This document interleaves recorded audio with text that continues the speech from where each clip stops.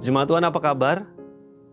Salam kami untuk jemaat Tuhan semuanya, dan doa kami kiranya jemaat Tuhan terpelihara dalam anugerah Tuhan, dalam kemurahan Tuhan.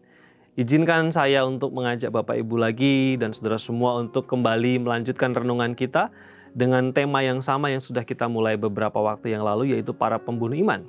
Kita sudah belajar 3 hal apa saja yang bisa membuat iman kita mati, yaitu perkataan negatif, komunitas yang tidak sehat, lalu kemudian fokus kepada hal lahiriah, lalu kemudian yang keempat kita akan lihat dari Bilangan pasal 14 ayat yang kedua dan yang ketiga yang berkata seperti ini. Bersungut-sungutlah semua orang Israel kepada Musa dan Harun, dan segenap umat itu berkata kepada mereka, sekiranya kami mati di tanah Mesir atau di padang gurun ini, mengapakah Tuhan membawa kami ke negeri ini supaya kami tewas oleh pedang dan istri serta anak-anak kami menjadi tawanan? Bukankah lebih baik kami pulang ke Mesir?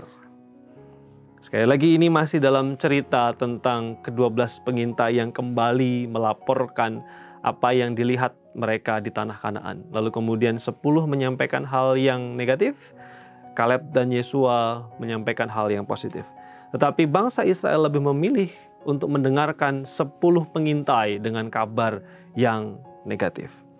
Lalu kemudian yang membuat mereka akhirnya kehilangan iman dan kepercayaan mereka, mereka tidak meyakini bahwa Tuhan berkarya dalam kehidupan mereka.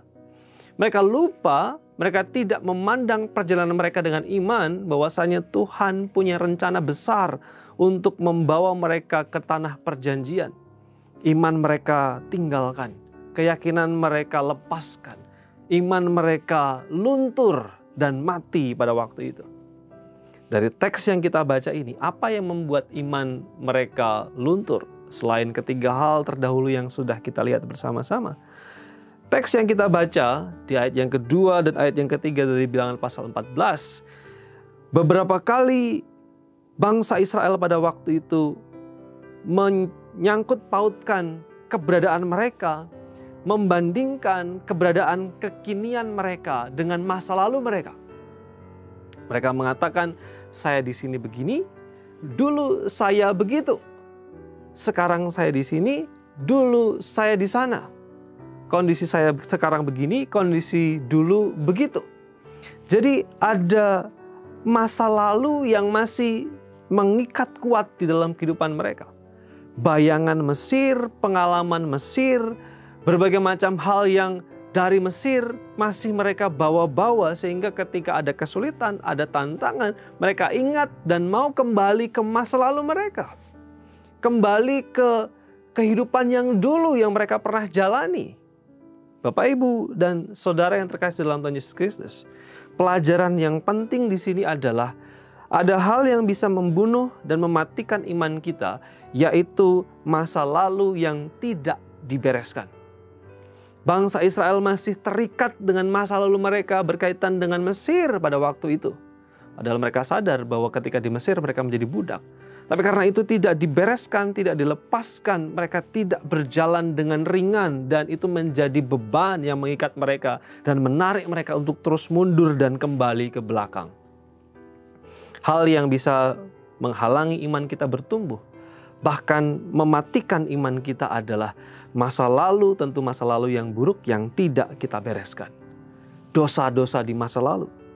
Keterkaitan kita dengan hal-hal yang buruk di masa lalu. Atau juga keterikatan dengan masa lalu. Yang seharusnya kita sudah tinggalkan ketika beriman kepada Tuhan, tapi masih terus kita simpan dan kita bawa-bawa. Ya.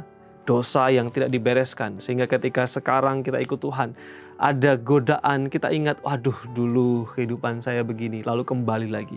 Aduh saya pernah coba itu, pernah melakukan ini, lalu kemudian sekarang kita kembali lagi ke sana. Atau juga dalam konteks yang lain, sudah ke gereja, sudah percaya Yesus, sudah Kristen, tapi masih simpan primbon, masih sering pergi ke dukun, masih percaya ramalan, masih ikut dengan hal-hal yang dulu diikuti, keyakinan, pola pikir yang masa lalu masih dibawa-bawa sampai hari ini. itu menjadi semacam benalu dalam kehidupan kita yang kadang-kadang menggerogoti iman kita dan membinasakan kita. Mari totalitas, mari serius, mari totalitas dan sungguh-sungguh ikut Tuhan. Tidak membawa keterikatan di masa lalu, di masa kini sebagai anak Tuhan. Biarlah firman Tuhan ini menolong kita untuk bertumbuh semakin kuat dan semakin lebat di dalam Tuhan. Mari kita berdoa.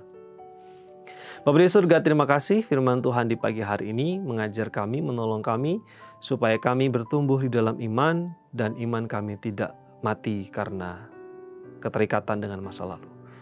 Berikan kami kekuatan, kemampuan untuk hidup di dalam Tuhan. Berkati jemaat Tuhan, supaya hari ini sungguh-sungguh kami ditolong dan diberkati. Dalam nama Yesus kami berdoa. Amin.